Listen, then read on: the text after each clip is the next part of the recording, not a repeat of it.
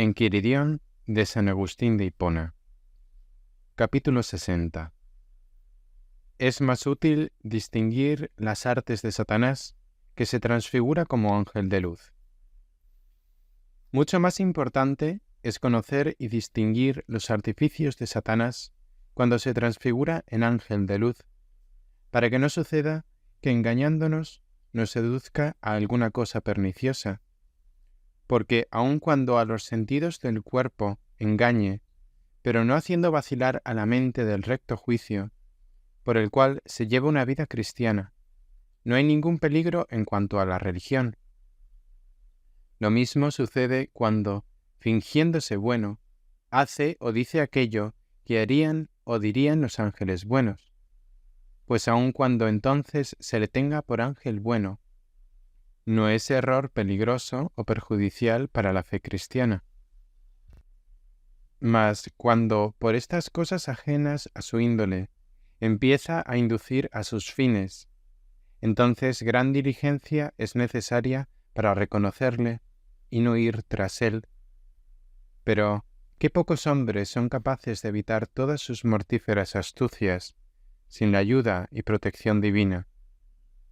Y esta misma dificultad es útil para que nadie tenga confianza en sí mismo o en otro hombre, sino que sólo en Dios la tengan todos los suyos. Ningún hombre piadoso dudará, en modo alguno, que esto es lo más útil para nosotros. Capítulo 61. La Iglesia entre los ángeles y entre los hombres. Cristo no murió por los ángeles. ¿Cómo afecta a los ángeles la redención de los hombres? Esta Iglesia de Dios, que está formada por los santos ángeles y virtudes, se nos dará a conocer tal cual es, cuando estemos al fin unidos a ella, para poseer juntamente la eterna felicidad. Mas la que peregrina en la tierra nos es más conocida, porque estamos en ella y porque está formada de hombres como nosotros. Sólo ésta fue rescatada de todo pecado por la sangre del mediador, que no tuvo pecado alguno, y así confiada exclama: Si Dios está por nosotros, ¿quién contra nosotros? El cual no perdonó a su propio Hijo, sino que le entregó por todos nosotros. Porque Cristo no murió por los ángeles. Sin embargo, por esto hace relación también a los ángeles todo aquello que contribuye a que los hombres sean rescatados y librados del mal, porque de algún modo los reconcilia con aquellos, después de las enemistades que los pecados originaron entre los hombres y los santos ángeles, y porque, además, los daños de aquella caída angélica son reparados por esta misma redención de los hombres. Capítulo 62. ¿Cómo son restauradas y pacificadas todas las cosas en Cristo? Los santos ángeles, instruidos por Dios, por cuya contemplación son eternamente felices, conocen el número suplementario de los hombres que necesita aquella ciudad celestial para su integridad. Por esto dice el apóstol: restaurando todas las cosas, las de los cielos y las de la tierra, en él. Son restauradas las cosas que están en los cielos, ya que lo que pereció allí entre los ángeles es suplido de entre los hombres, y las de la tierra, porque los hombres que son predestinados a la vida eterna son regenerados de la antigua corrupción, y de este modo, por aquel único sacrificio, en el cual el mediador fue inmolado y al cual figuraban las muchas víctimas en la antigua ley, fueron reconciliadas las cosas celestiales con las terrenas, y éstas con aquellas. Porque, como dice el mismo apóstol, y plugo al Padre que en él habitase toda plenitud, y por él reconciliar consigo, pacificando por la sangre de su cruz todas las cosas, así las de la tierra como las del cielo. Capítulo 63. ¿De qué modo la paz del reino celeste sobrepuja a todo entendimiento? Esta paz supera, como está escrito, a todo entendimiento, y no podemos conocerla sino cuando hayamos llegado a ella. Pues, ¿cómo son pacificadas las cosas celestiales si no es con nosotros? Es decir, restableciendo la paz con nosotros. Porque allí hay paz perpetua, ya de todas las criaturas racionales entre sí, ya con su Creador. Dicha paz supera, como está dicho, a todo entendimiento, ciertamente al nuestro, pero no al de aquellos que ven continuamente el rostro del Padre. Mas nosotros, por grande que sea nuestra inteligencia, ahora solo conocemos en parte, y vemos como por un espejo y oscuramente. Mas cuando seamos iguales a los ángeles de Dios, entonces, del mismo modo que ellos, veremos cara a cara, y tendremos tanta paz para con ellos como ellos para con nosotros, porque los amaremos del mismo modo que ellos nos aman. Entonces nos será conocida su paz, porque tal y tan grande será la nuestra. Ya no superará nuestro entendimiento. Pero la paz que Dios tiene allí con ellos, sin ningún género de duda, lo superará, como también el de aquellos, pues toda criatura racional que llega a ser feliz, de él obtiene la felicidad, no él de aquella. Y así se entiende mejor lo que está escrito: la paz de Dios sobrepuja todo entendimiento. De modo que, al decir todo, no quede exceptuado el mismo entendimiento de los santos ángeles, sino sólo el de Dios, ya que su paz no sobrepuja a su entendimiento. Capítulo 64. La remisión de los pecados está expresada en el símbolo. Los santos pueden vivir sin crimen, pero no sin pecado. Pero aún ahora los ángeles están en paz con nosotros, cuando nos son perdonados nuestros pecados. Por eso, después de mencionar la Santa Iglesia, se sigue en el orden del símbolo la remisión de los pecados, ya que por ella subsiste la Iglesia que se encuentra en la tierra. Por ella no perece lo que se había perdido y fue encontrado, pues a excepción del don del bautismo, que fue concedido para que borrase por la regeneración lo que se había contraído por nacimiento, borra también todos los pecados personales que se hubieran cometido por pensamiento, palabra y obra. Exceptuado, pues, este gran don, por donde empieza la renovación del hombre, y en el cual queda abolido todo reato de culpa heredado o añadido, aun en el resto de la vida, estando ya el hombre en uso de la razón, por mucho que pueda, por la virtud y fecundidad de la justicia, no puede vivir sin la remisión de los pecados, porque los hijos de Dios, mientras viven en este mundo, luchan contra la muerte. Aunque se haya dicho de ellos con toda razón, los que son movidos por el Espíritu de Dios, esos son hijos de Dios. Sin embargo, de tal suerte son excitados por su divino Espíritu, y como hijos de Dios caminan hacia Él, que también son arrastrados por su propio Espíritu, principalmente por el cuerpo corruptible que agrava al alma, y como hijos de los hombres, se vuelven a sí mismos por ciertos impulsos humanos, y por eso pecan.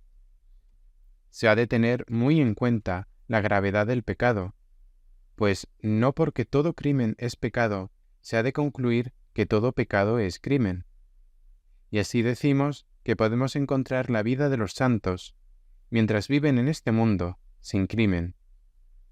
Mas si dijéramos que no tenemos pecado, como dice el gran apóstol San Juan, nos engañamos a nosotros mismos, y la verdad no está en nosotros. Capítulo 65. Cualquier crimen puede ser perdonado en la Iglesia por medio de la penitencia. Fuera de la Iglesia no hay remisión de los pecados. No han de desesperar de la misericordia de Dios los que hacen penitencia según la proporción de cada uno de los pecados, ni aun de la remisión de los mismos crímenes, por enormes que sean. Mas, cuando se cometiere tal crimen que quien lo cometió merezca, además, ser separado del cuerpo de Cristo, no se ha de mirar tanto en la penitencia la medida del tiempo como la intensidad del dolor, porque Dios no desdeña un corazón contrito y humillado. Mas estando, por lo general, el dolor del corazón oculto para los demás hombres, y no llegando a conocimiento de los otros por las palabras ni por cualesquiera otras señales, ya que sólo es manifiesto para aquel a quien se dice, mis gemidos no te son ocultos. Sabiamente han sido fijados por los pastores de las iglesias los tiempos de penitencia, para que satisfagan a la iglesia, en la cual son perdonados los pecados, pues fuera de ella no existe este perdón, porque ella recibió en prenda el Espíritu Santo, sin el cual no se perdona ningún pecado, de suerte que a quienes les son perdonados consigan la vida eterna. Capítulo 66. La remisión de los pecados tiene por fin prevenir el juicio futuro. La remisión de los pecados se hace más bien en atención al juicio futuro, pues en esta vida hasta tal punto prevalece aquel dicho de la Escritura: un pesado yugo oprime a los hijos de Adán desde el día que salen del seno de su madre hasta el día de su sepultura en el seno de la madre de todos. Que aun los niños, después del baño de la regeneración, vemos que son atormentados por los dolores de diversas desgracias, para que entendamos que todo cuanto obran los saludables sacramentos, más tienen por fin la esperanza de los bienes futuros que la conservación o logro de los presentes. También vemos que aquí son tolerados muchos crímenes, que no son castigados con ningún suplicio, sino que más bien sus castigos son reservados para el futuro, porque no en vano se llama día del juicio a aquel en que vendrá el juez de vivos y muertos. Como, por el contrario, son castigadas aquí algunas culpas que, no obstante, si son perdonadas, no dañarán en verdad en el siglo futuro. Por eso dice el apóstol acerca de algunas penas temporales que se imponen en esta vida a los pecadores, a aquellos cuyos pecados son remitidos, a fin de que no queden reservados para el futuro. Si nos juzgásemos a nosotros mismos, no seríamos juzgados por el Señor. Mas cuando somos juzgados, el Señor nos castiga, a fin de que no seamos condenados con este mundo. Capítulo 67. Refutación de aquellos que creían que todos los fieles, por más impíamente que hubieran vivido, se habían de salvar a través del fuego. Creen algunos que aun aquellos que no abandonan el nombre de Cristo, habiendo sido bautizados en la Iglesia, sin haberse separado de ella por algún cisma o herejía, y que viven sumidos en crímenes enormes, que no reparan por la penitencia, ni los redimen con limosnas, sino que perseveran en ellos pertinacísimamente, hasta el fin de su vida, se han de salvar a través del fuego, y aun cuando hayan de ser castigados según la magnitud de sus acciones vergonzosas y enormes crímenes, con un fuego de larga duración, mas no será con un fuego eterno. Pero los que, siendo católicos, admiten esto, a mi modo de ver, se engañan, dejándose llevar por cierta benevolencia humana, ya que, consultada la Divina Escritura, responde muy de otro modo. Sobre esta cuestión ya escribí un libro titulado De la fe y de las obras. En él demostré, en cuanto fui capaz con la gracia de Dios, que según las Santas Escrituras, aquella fe salva que con toda claridad declara el apóstol cuando dice: pues en Cristo Jesús ni la circuncisión vale algo, ni el prepucio, sino la fe que obra por la caridad. Pero si no sólo no obra bien, sino que hasta obra mal, sin ningún género de duda, según el apóstol Santiago, está muerta en sí misma. Y en otro lugar añade: si alguno dijere que tiene fe, mas no tiene obras, ¿por ventura podrá salvarle la fe? Por otra parte, si el hombre malvado se salvare por la sola fe, pasando por el fuego, y es necesario interpretar de este modo aquel dicho de San Pablo: Él, sin embargo, se salvará, pero como quien pasa por el fuego. En este caso podría la fe salvar sin las obras, y por tanto sería falso lo que asegura su coapóstol Santiago. Aún más, sería falso lo que afirma el mismo San Pablo. No os engañéis, ni los fornicarios, ni los idólatras, ni los adúlteros, ni los afeminados, ni los sodomitas, ni los ladrones, ni los avaros, ni los borrachos, ni los maldicientes, ni los que se apoderan de bienes de otro, poseerán el reino de Dios. Si, pues, aun perseverando en estos crímenes, han de salvarse por la sola fe en Cristo, ¿cómo es que no poseerán el reino de Dios? Capítulo 68. Interpretación del texto del apóstol de los que se han de salvar a través del fuego. El fuego purificador de esta vida. No pudiendo ser falsos estos tan manifiestos y clarísimos testimonios apostólicos, aquel otro del apóstol que aparece un poco oscuro, los que edifican sobre el fundamento que es Cristo, no oro, plata o piedras preciosas, sino maderas, heno o paja, se ha de entender de tal modo que no esté en contradicción con aquellos tan claros y evidentes. Pues se dijo que se salvarán a través del fuego, porque gracias al fundamento no perecerán. Las maderas, el heno y la paja, no sin motivo, pueden entenderse de los deseos de las cosas temporales, que, aunque lícitamente concedidas, no pueden perderse sin dolor del alma. Mas cuando este dolor abrasa o purifica, si Cristo de tal modo es el fundamento en el corazón, que ninguna cosa se le anteponga, y prefiere el hombre carecer de las cosas que así ama antes que de Cristo, entonces se salva pasando por el fuego. Por el contrario, si en el tiempo de la tentación prefiere poseer tales cosas temporales y mundanas más que a Cristo, no le tiene como fundamento, ya que prefiere estas cosas en su lugar, siendo así que en el edificio nada hay más importante que el fundamento.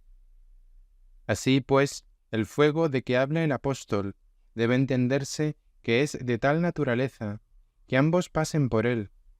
Conviene a saber, tanto el que edifica sobre este fundamento oro, plata y piedras preciosas, como el que edifica maderas, heno y paja. Porque después de haber dicho esto, añadió, el fuego probará cuál es la cualidad de la obra de cada uno. Aquel cuya obra subsista recibirá recompensa, mas si la obra es consumida, perderá su trabajo. Él, sin embargo, se salvará, pero como pasando por el fuego. Por consiguiente, no probará el fuego la obra de uno solo, sino la de los dos. La tentación de la tribulación es un cierto fuego, del cual claramente en otro lugar está escrito, el horno prueba a los vasos del alfarero, la tentación de la tribulación a los hombres justos.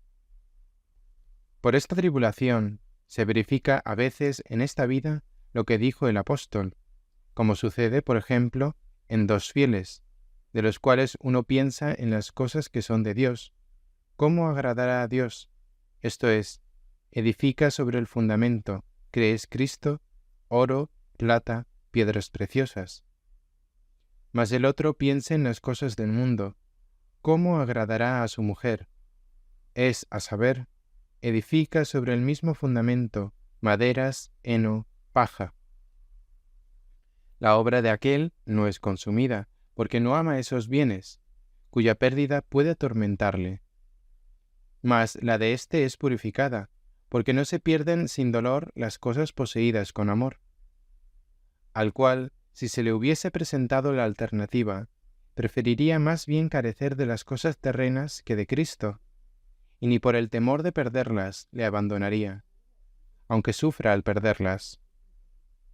Este tal ciertamente se salvará, si bien como quien pasa por el fuego, porque le purifica el sentimiento de las cosas perdidas que había amado, mas no le trastorna ni consume, por estar defendido por la firmeza e incorrupción del fundamento. Capítulo 69. El fuego purificador después de esta vida. No es creíble que algo semejante suceda después de esta vida, y puede investigarse si es manifiesto o no que algunos fieles se salven a través de un cierto fuego purificador, tanto más tarde o más pronto, cuanto más o menos amaron las cosas perecederas, siempre que, sin embargo, no sean aquellos de quienes está escrito que no poseerán el reino de Dios, a no ser que, convenientemente arrepentidos, les fuesen perdonados sus crímenes. He dicho convenientemente para que no sean estériles en limosnas, a las cuales otorga tal gracia la Divina Escritura, que el Señor predice que sólo éstas tomará en cuenta a los que están a la derecha, y la falta de ellas a los que están a la izquierda. Porque a aquellos les dirá: venid, benditos de mi Padre, tomad posesión del reino, y a estos, id al fuego eterno. Capítulo 70. Los crímenes no se perdonan por las limosnas, si no se cambia de vida. Prudentemente se ha de evitar que nadie crea que aquellos horribles crímenes que apartan al que los comete de poseer el reino de Dios, diariamente se pueden cometer y también diariamente redimir por la limosna. Es necesario, pues, mejorar de vida y aplacar a Dios de los pecados pasados por medio de limosnas, no como queriéndolo comprar con el fin de poder cometerlos siempre impunemente. Pues a ninguno da permiso para pecar, aunque por su compasión perdona los pecados ya cometidos, si no se descuida la proporcionada satisfacción. Capítulo 71. Los pecados leves se pueden expiar por la oración dominical. Por los pecados cotidianos insignificantes y leves, sin los cuales no se puede vivir esta vida mortal, satisface la diaria oración de los fieles. Propio es de aquellos que han sido reengendrados para un tan buen Padre, por el agua y el Espíritu, decir: Padre nuestro que estás en los cielos. Esta oración borra completamente las faltas levísimas y cotidianas. También borra aquellas otras que se cometieron viviendo impíamente y de las cuales, cambiando a mejor vida, se aparta por el arrepentimiento, con tal que así como sinceramente dice el hombre: perdónanos nuestras deudas, ya que siempre está necesitado de este perdón, así también con la misma sinceridad diga: como nosotros perdonamos a nuestros deudores. Esto es, si se hace lo que se dice, porque también es limosna conceder el perdón a quien lo pide. Capítulo 72. Muchas son las clases de limosnas. Por esto, a todo lo que se hace por útil misericordia, se refiere lo que dice el Señor: dad limosna, y todo será puro para vosotros. Pues no sólo da limosna el que da comida al hambriento, bebida al sediento, vestido al desnudo, posada al peregrino, refugio al que huye, el que visita al enfermo o al encarcelado, el que redime al cautivo, el que ayuda al lisiado, el que guía al ciego, el que consuela al triste, el que cura al enfermo, el que encamina lo extraviado, el que da consejo al que pregunta, y todo aquello que necesita el indigente, sino también quien perdona al que peca, el que corrige con el azote a aquel sobre quien le ha sido concedido poder, o refrena por medio de una severa educación, pero sin embargo perdona de corazón el pecado con el cual fue lastimado y ofendido, o pide que se le perdone, no sólo en aquello que él perdona y pide, sino también en aquello que reprende y castiga con alguna pena medicinal. Da limosna, porque concede misericordia. Pues muchos bienes son concedidos a los hombres, aun contra su voluntad, cuando se atiende a su provecho más que a su gusto, porque son enemigos de sí mismos, siendo más bien amigos suyos aquellos a quienes tienen por enemigos, y responden por error con males a los beneficios, siendo así que un cristiano no debe devolver males ni aun por los mismos males. Así pues, muchas son las especies de limosna que cuando las hacemos nos ayudan para que sean perdonados nuestros pecados. Capítulo 73. El más importante género de limosna es perdonar a los enemigos. Nada hay mejor que aquella limosna por la que perdonamos de corazón al que contra nosotros pecó. No es un signo de elevados sentimientos ser benévolo y liberal para con aquel que no nos ha hecho ningún daño, pero lo es muy grande y propio de una admirable bondad amar aún al mismo enemigo y a aquel que quiere perjudicarnos, y lo hace si puede. Querer siempre favorecerle y hacerlo cuando pudiéramos, obedeciendo a Dios que dice: amad a vuestros enemigos, haced bien a los que os aborrecen, y orad por los que os persiguen. Mas, siendo estas cosas propias de los hijos perfectos de Dios, a donde ciertamente debe aspirar todo fiel y elevar su ánimo, pidiéndoselo al Señor, reflexionando y luchando consigo mismo. Sin embargo, por ser este tan excelente bien, propio de tan grande muchedumbre, como creemos que es oída cuando dice la oración: perdónanos nuestras deudas, así como nosotros perdonamos a nuestros deudores. Sin duda que las palabras de esta estipulación tienen cumplimiento si el hombre que aún no ha progresado hasta amar a su enemigo, al menos cuando es rogado por el que pecó contra él, le perdone de corazón. Porque también él mismo, indudablemente, quiere que se le perdone, cuando ora y dice: así como nosotros perdonamos a nuestros deudores. Esto es, perdónanos nuestras deudas a nosotros, que te lo pedimos, así como nosotros perdonamos a nuestros deudores, que nos lo piden. Capítulo 74. Dios no perdona los pecados a aquellos que no perdonan. A aquel que pide perdón a quien ofendió, si es movido por su propio pecado a pedírselo, no le ha de tener ya como enemigo, de tal suerte que le sea difícil amarle, como lo era cuando conservaba el rencor. Más bien, no persona de corazón al que se lo pide con verdadero arrepentimiento de su pecado. En modo alguno, crea que Dios le perdonará sus culpas, puesto que la verdad no puede mentir, y a quien que oiga o lea el Santo Evangelio se le puede ocultar quién fue el que dijo: yo soy la verdad. El cual, después que hubo enseñado la oración dominical, muy encarecidamente, recomendó esta sentencia, que ya se contiene en ella, diciendo: porque si vosotros perdonáis a los hombres sus faltas, también os perdonará a vosotros vuestro Padre Celestial. Pero si no perdonareis a los hombres, tampoco vuestro Padre os perdonará vuestros pecados. El que a tan gran trueno no se despierta, no duerme, sino que está muerto.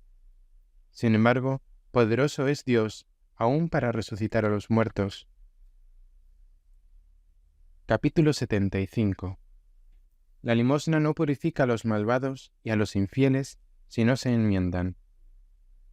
Los que viven impísimamente y no procuran enmendar tan mala vida y costumbres, y entre sus mismos crímenes e infamias no cesan de hacer frecuentes limosnas, en vano se lisonjean con aquellas palabras del Señor: dad limosna y todo será puro para vosotros.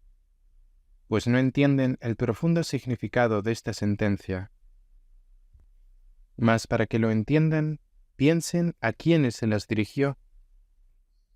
Leemos en el Evangelio: estando hablando, le rogó cierto fariseo que fuese a comer a su casa, y habiendo entrado, se puso a la mesa. El fariseo, pensando para sí, comenzó a preguntarle por qué Jesús no se lavaba antes de la comida. Y el Señor le dijo: vosotros los fariseos limpiáis por fuera la copa y el plato, pero vuestro interior está lleno de rapiña e iniquidad. Insensatos, el que ha hecho lo de fuera, ¿no ha hecho también lo de dentro? Sin embargo, dad limosna de lo que os sobra, y todo será puro para vosotros.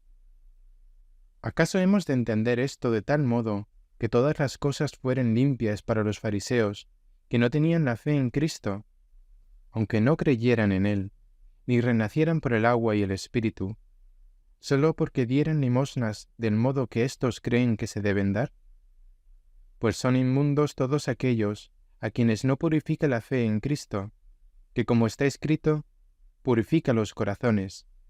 Y dice el apóstol, para los impuros y para los infieles nada hay puro, pues su mente y conciencia está manchada. ¿Cómo, pues, habrían de ser limpias todas las cosas para los fariseos, con tal de dar limosna, si no tenían fe? ¿O cómo habrían de ser fieles si no habían querido creer en Cristo y renacer en su gracia? Sin embargo, es verdad lo que oyeron: dad limosna y todo será puro para vosotros.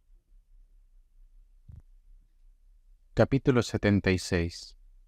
La limosna más excelente es compadecerse el pecador de su alma y vivir rectamente. El que quiere ordenadamente dar limosna debe empezar por dársela a sí mismo, pues la limosna es una obra de misericordia.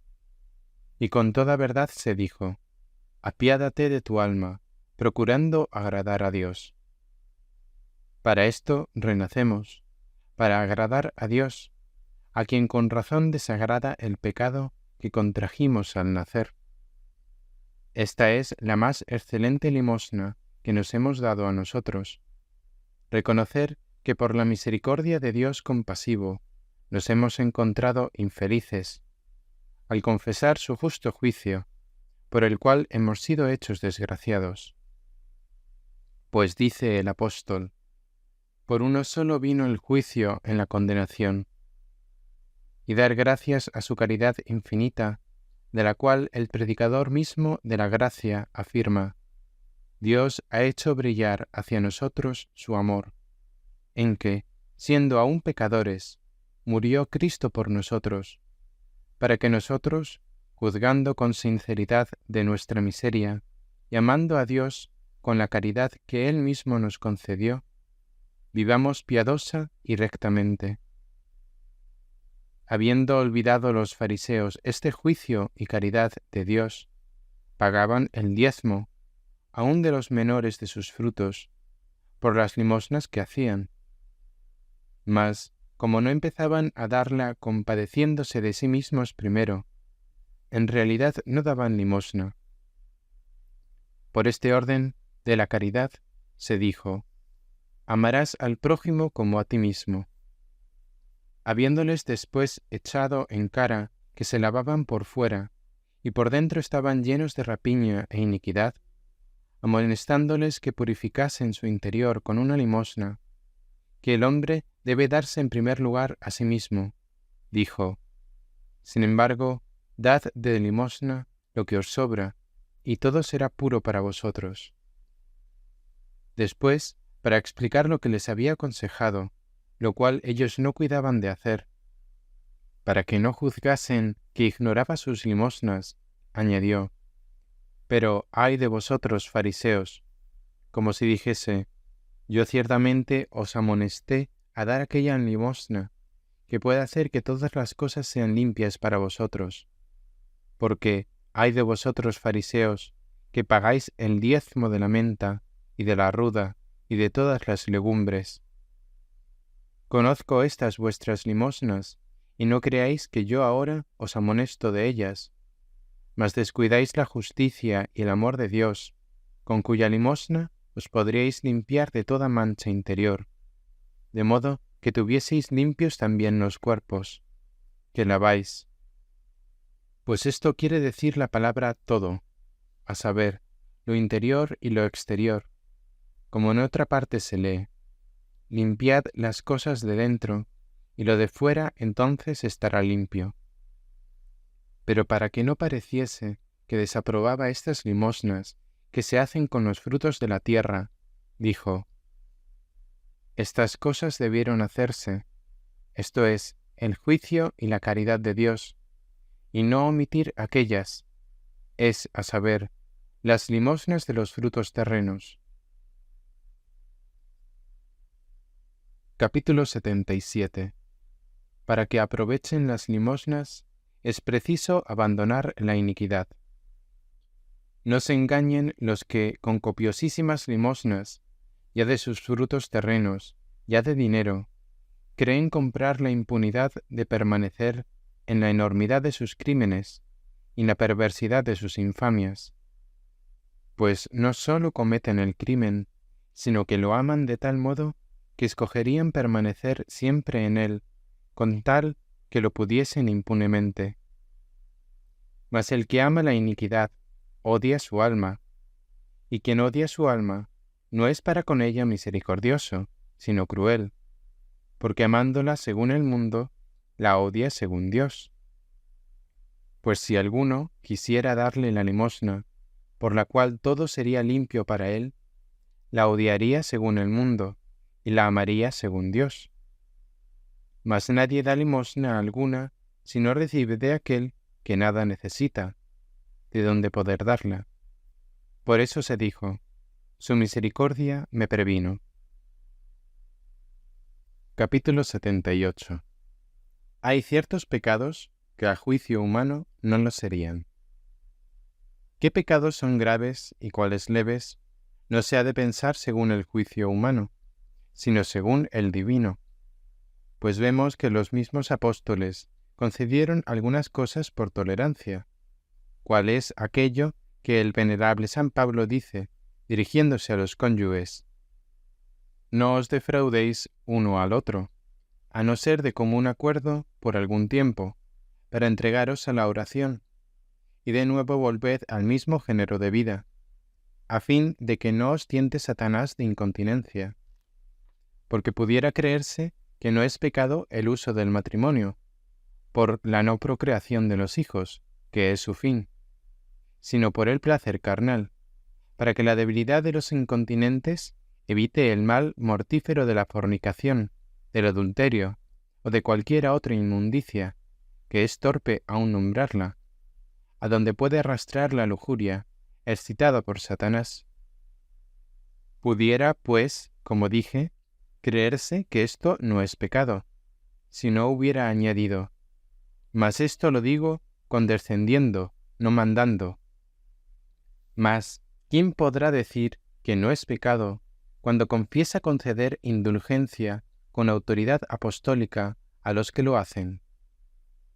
Cosa parecida es lo que dice en otro lugar. ¿Osa alguno de vosotros, que tiene un litigio con otro, acudir en juicio ante los injustos y no ante los santos? Y poco después añade, si tuviereis pues pleitos sobre negocios de este mundo, poned por jueces a los más despreciables de la Iglesia. Para vuestra confusión os lo digo, ¿no hay entre vosotros alguno inteligente que pueda juzgar entre su hermano? Sino que se ve al hermano pleitear con el hermano, y esto ante los infieles. Porque aquí también se pudiera creer que tener juicio contra otro no es pecado, a no ser solamente cuando se desea que esto sea juzgado fuera de la Iglesia. Si a continuación no añadiera, ya es una falta el que tengáis pleitos unos con otros. Y para que nadie se disculpare diciendo que su asunto es justo, pero que es víctima de la injusticia, de la cual querría librarse por sentencia de los jueces, al punto sale al paso a tales pensamientos o pretextos, y dice, ¿por qué no toleráis antes el agravio? ¿Por qué antes no sufrís el fraude?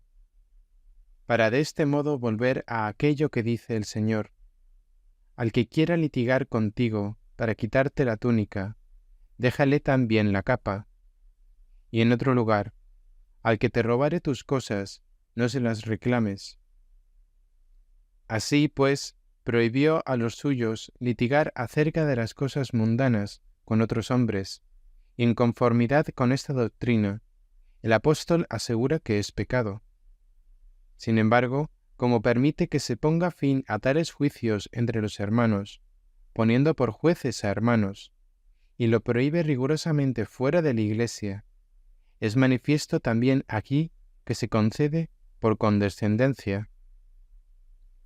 por estos y semejantes pecados, y aun por otros más leves que estos, que se cometen por ofensas de palabra o de pensamiento, confesando y diciendo el apóstol Santiago: todos pecamos en muchas cosas. Es necesario que cada día y frecuentemente oremos al Señor y le digamos: perdónanos nuestras deudas, y que no mintamos en lo que sigue, así como nosotros perdonamos a nuestros deudores. Capítulo 79. Pecados que parecen leves, pero son a veces gravísimos. Algunos pecados se tendrían por levísimos si en las Santas Escrituras no se encontrasen como más graves de lo que se cree. Pues, ¿quién tendría como reo del infierno al que llama a su hermano loco, si no lo dijera la verdad misma? Sin embargo, puso a continuación la medicina, añadiendo el precepto de la reconciliación fraterna. Pues a continuación añadió: si vas, pues, a presentar tu ofrenda ante el altar, y allí te acuerdas que tu hermano tiene alguna queja contra ti, deja allí tu ofrenda ante el altar, ve primero a reconciliarte con tu hermano, y luego vuelve a presentar tu ofrenda. ¿O quién apreciaría cuán gran pecado es guardar los días, meses, años y tiempos, como los guardan los que en ciertos días, meses o años quieren o no empezar algo, porque, según las vanas enseñanzas de los hombres, consideran los tiempos propicios o funestos? Si no pensáramos la magnitud de este mal por el temor que inspira el apóstol, que dice a los tales: temo que hagáis vanos tantos trabajos como entre vosotros pasé. Capítulo 80. Pecados horrendos que por la costumbre parecen leves. A esto se añade que los pecados, aunque grandes y horrendos, cuando llegan a ser costumbre, son tenidos por pequeños, y aún se cree que no son pecados, hasta tal punto que no sólo parece que no deben ser ocultados, sino que aún deben celebrarse y publicarse, cuando, como está escrito, el pecador se jacta en los deseos de su alma, y el que obra el mal es celebrado. Tal iniquidad en los divinos libros es llamada clamor, como se lee en Isaías, hablando de la viña mala. Yo esperaba que hiciese juicio, pero no he hecho más que iniquidad. No he hecho justicia, sino clamor. Y también en el Génesis, el clamor de Sodoma y Gomorra ha crecido mucho, porque no sólo no se castigaban ya entre ellos aquellas torpezas, sino que se celebraban públicamente, como por ley. En vuestros tiempos muchos males, aunque no tan grandes, han venido ya a parar en tan manifiesta costumbre, que por ellos no sólo no nos atrevemos a excomulgar a ningún laico, pero ni siquiera a degradar a un clérigo. De ahí que, exponiendo hace algunos años la epístola a los Gálatas, en el lugar donde dice el apóstol: temo que hagáis vanos tantos trabajos como entre vosotros pasé, me vi forzado a exclamar: ¡ay de los pecados de los hombres, que nos llenan de horror únicamente cuando son desacostumbrados, mas los ordinarios, para borrar los cuales fue derramada la sangre del Hijo de Dios, aunque sean tan grandes que cierren el reino de los cielos a quienes los cometen, nos vemos forzados muchas veces, presenciándolos, a tolerarlos, y tolerándolos muchas veces, a cometer algunos. Y ojalá, oh Dios, que no cometamos todos aquellos que no podamos impedir. Mas quizá el inmoderado dolor me impulsó a decir algo inconsideradamente. Capítulo 81. Dos son las causas del pecado: la ignorancia y la flaqueza, las cuales nadie puede vencer si no es ayudado del cielo. Ahora diré lo que ya he dicho muchas veces en otros lugares de mis opúsculos. Por dos causas pecamos: por desconocer aún lo que debemos hacer, o por no hacer lo que ya sabemos que debemos ejecutar. El primero de estos males es propio de la ignorancia, el otro de la debilidad. Contra estos males, ciertamente, nos conviene luchar, pero con toda seguridad seremos vencidos si no somos ayudados por Dios, para que no solo conozcamos lo que debemos hacer, sino que también, restablecida nuestra salud, el deleite de la justicia vence en nosotros a los deleites de aquellas cosas que nos hacen pecar a sabiendas, o por el deseo de poseerlas, o por el temor de perderlas. Y entonces ya no solo somos pecadores, como ya lo éramos cuando pecábamos por ignorancia, sino también prevaricadores de la ley, puesto que no hacemos lo que sabemos que se debe hacer, o hacemos lo que sabemos que deberíamos evitar. Por lo cual, no solo hemos de pedir que nos perdone, si hemos pecado, y por eso pedimos, perdónanos nuestras deudas, así como nosotros perdonamos a nuestros deudores, sino que también nos guíe para que no pequemos, y asimismo decimos, no nos pongas en tentación, pues para eso hemos de rogar, digo, a aquel a quien llama el salmista, mi luz y mi salud, para que la caridad expulse a la ignorancia, la salud a la debilidad. Capítulo 82. La penitencia es don de Dios. La penitencia misma, cuando según la costumbre de la Iglesia hay motivo suficiente para que se haga, no siempre se hace debido a la flaqueza, porque el pudor es también temor de desagradar, al deleitarnos más la estima de los hombres que la justicia, por la cual se humilla uno a sí mismo mediante el arrepentimiento, de donde no sólo cuando se hace penitencia, sino también para que se haga, es necesaria la misericordia de Dios. De lo contrario, no diría el apóstol, por si Dios le concede el arrepentimiento. Y para que Pedro llorase amargamente, puso inmediatamente antes el evangelista. El Señor le miró. Capítulo 83. El pecado contra el Espíritu Santo. Todo aquel que no creyendo que en la Iglesia son perdonados los pecados, desprecia una tan grande liberalidad divina y acaba sus días en esta obstinación de su mente, es reo de aquel irremisible pecado contra el Espíritu Santo, en quien Cristo perdona los pecados. Mas acerca de esta difícil cuestión, traté lo más claramente que pude en un opúsculo compuesto con este fin. Capítulo 84. De la resurrección de la carne.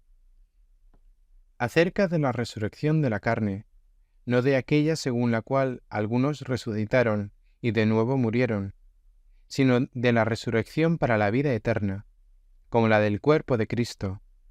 No encuentro modo de tratar brevemente, respondiendo a todas las cuestiones que sobre esta materia se suelen promover. Pero el cristiano, en modo alguno, puede dudar que ha de resucitar la carne de todos los que han nacido y nacerán, y han muerto y morirán. Capítulo 85. ¿Resucitarán los fetos abortivos? Aquí, en primer lugar, se ofrece la cuestión acerca de los abortos, que ya de algún modo han nacido en los senos de sus madres, pero no aún de tal modo que pudiesen renacer.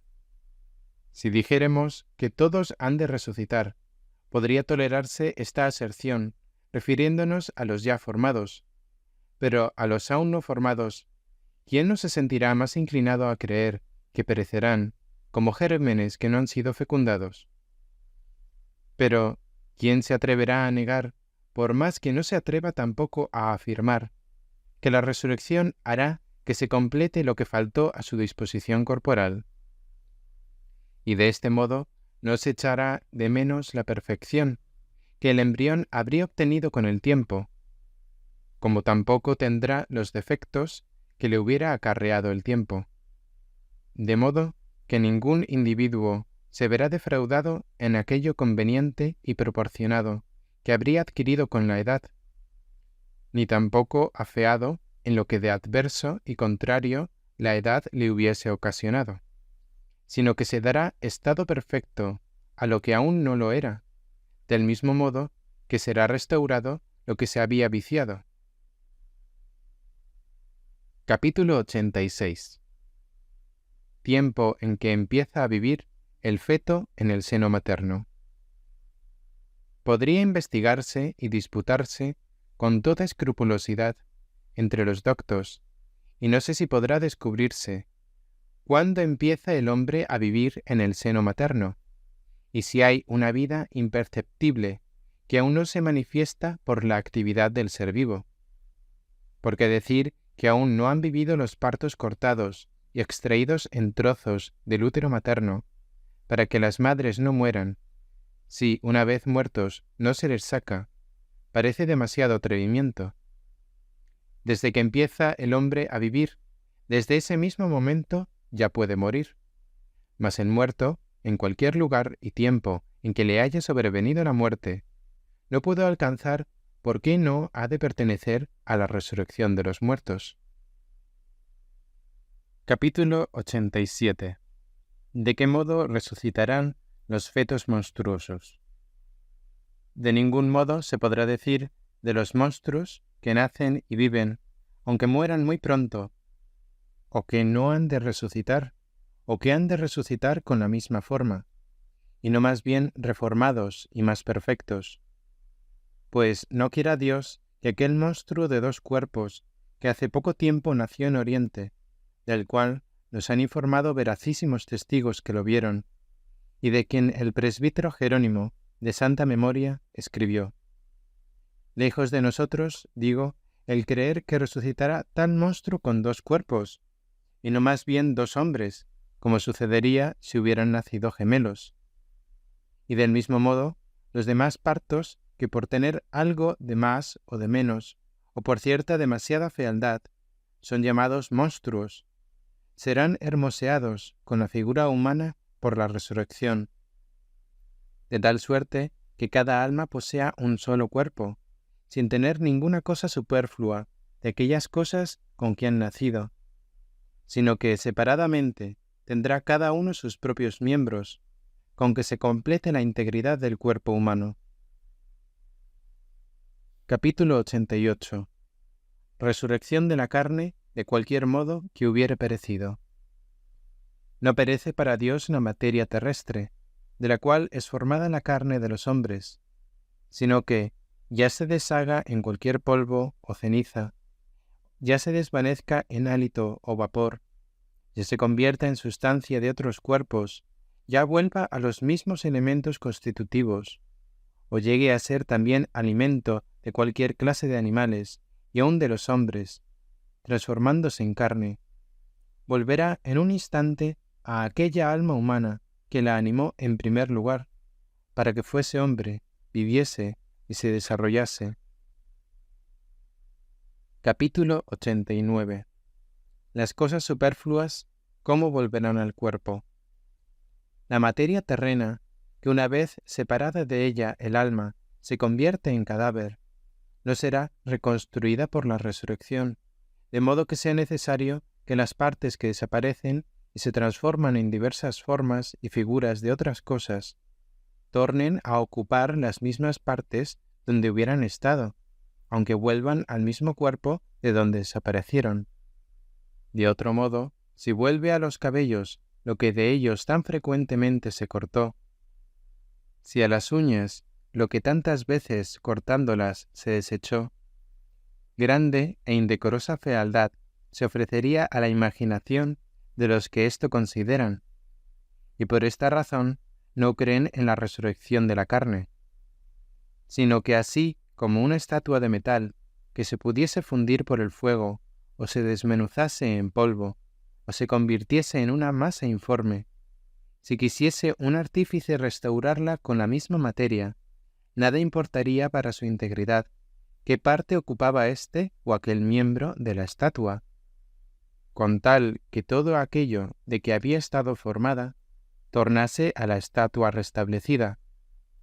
Del mismo modo, Dios, admirable e inefable artista, del todo de que haya estado formada nuestra carne, la reconstruirá con admirable e inefable prontitud, y no importará a su restauración el que los cabellos vuelvan a ser cabellos y las uñas, uñas, o que todo lo que de ellos se haya perdido se transforme en carne y vaya a parar a otras partes del cuerpo, vigilando el Artífice Supremo de que no resulte un cuerpo disforme.